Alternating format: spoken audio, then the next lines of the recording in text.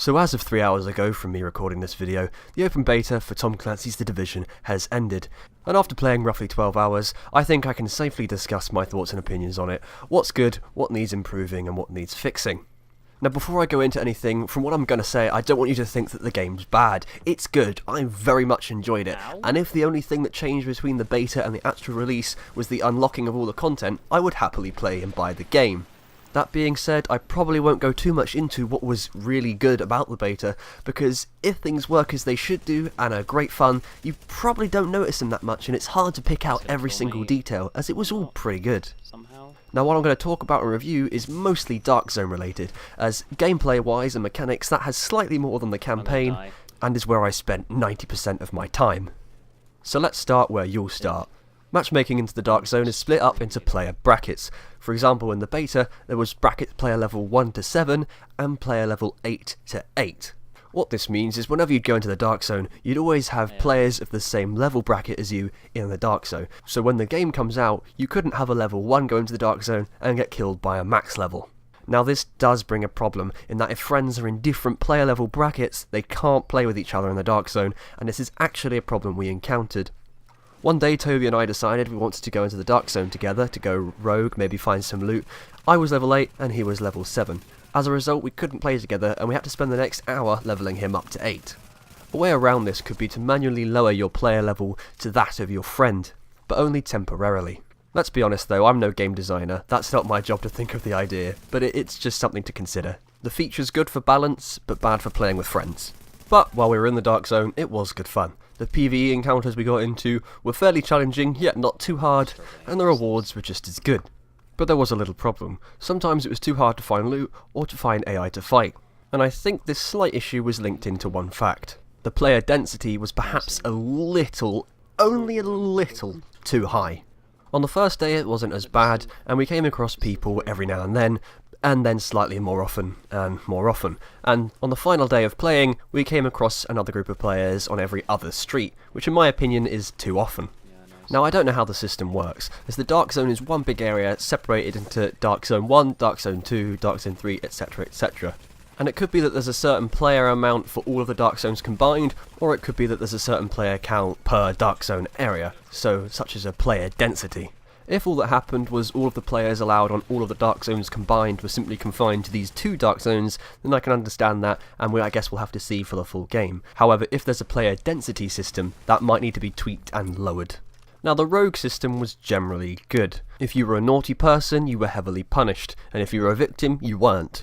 If you killed rogues, even better, you were rewarded nicely. Some say this is bad and that it means there's no incentive for PvP. However, you've got to remember this is not a first-person shooter with RPG elements, it's intended as an RPG with first-person shooter elements, meaning the goal is not to shoot everyone and everything. If you were the member of a government agency and decided, oh YOLO, I want some fun, I'm going to shoot my comrades, and went around killing other government agents, that's not the kind of thing that would be shrugged off, and you should be heavily punished for it.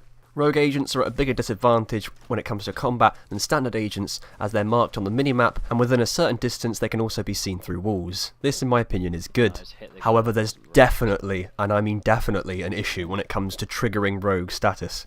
At the moment the system is based off of damage. When you do a certain amount of damage to another player, you go rogue. This is far too simple, as nothing is ever that black and white. Let me give you a scenario. Toby and I were chasing someone on a manhunt, and we had managed to get them down. They were in cover and their friends were nearby, so I couldn't run up to melee them to death, but I didn't want him getting revived, so I threw an incendiary grenade at him to make him die. At this point his friends left, and I was able to run up on him and melee him to kill him. Other players were helping in the fight, and upon me meleeing the enemy, they saw loot drop, and being greedy, power-hungry people, they went to go get the loot. At this time, my incendiary grenade was still burning, and as everyone rushed in like vultures to pick up the loot that I'd already taken, they walked into my incendiary, taking damage and making me go rogue. At this point, having the brain power of dead sperm cells, they decided to all shoot me and take the loot for themselves, not considering what had actually happened. In this situation I had done nothing wrong, hell I had even done good, but I had been punished for it due to idiotic players. Another example is a remote turret. If you throw it down and another player hits you for a small amount of damage, even though they're not rogue, the turret will aggro on them and start shooting them. If they stand there and take it, and the turret does a certain amount of damage, you'll then go rogue.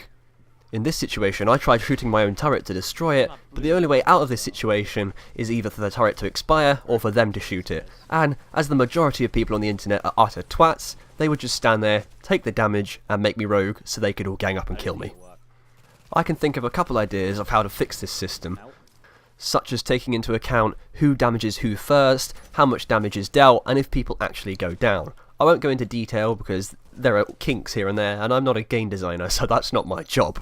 But I think Ubisoft should think about this a bit more and maybe make the feature a bit more complex, as due to other features in the game, such as players being highlighted if they've shot at you a little bit, I know that things like this would actually be possible. Now, as well as issues with triggering rogue, there's also issues with fighting rogues. There were two areas in the beta that were a large issue for players who both went rogue and who were scum. One area allowed you to run outside of the beta zone, giving you 10 seconds to return, only to run along the perimeter and find a tiny little nook you could hide in.